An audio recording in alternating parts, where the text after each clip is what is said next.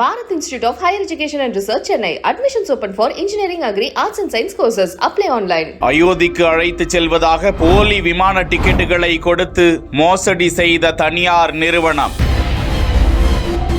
106 பயணிகள் மதுரை விமான நிலையத்தில் பெருத்த ஏமாற்றம்.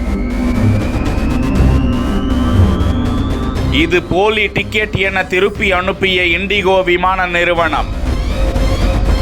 நடந்தது என்ன?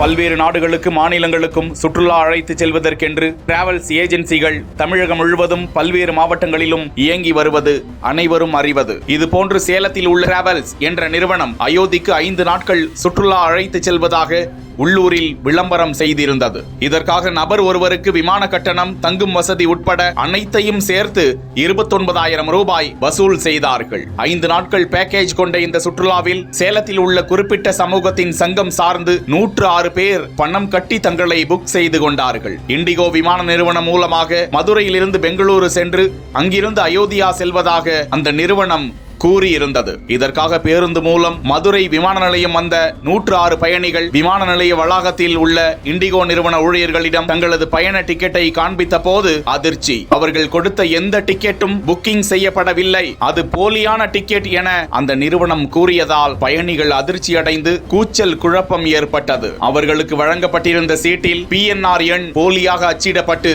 106 பயணிகளை ஏமாற்றியிருக்கிறார்கள். உடனடியாக அந்த நிறுவனத்தில் செயல்படும் முகவர் ராஜா என்பவரை தொடர்பு கொண்டு பேசிய போது அவர் அந்த நிறுவனத்திடம் பேசி இதனை அடுத்து வருகின்ற ஜூலை 18ஆம் தேதி 106 பயணிகளையும் அயோத்தி அழைத்து செல்வதாக முகவர் ராஜா கூறியதை அடுத்து ஏமாற்றத்துடன் சேலத்திற்கு அவர்கள் திரும்பி சென்றனர். இதுகுறித்து இண்டிகோ நிறுவனம் சார்பில் எந்த விளக்கமும் அளிக்கப்படவில்லை. விமான நிலைய நிர்வாகத்தின் தரப்பிலோ எந்தவித புகாரும் காவல்துறையில் அளிக்கப்படவில்லை என்பது குறிப்பிடத்தக்கது.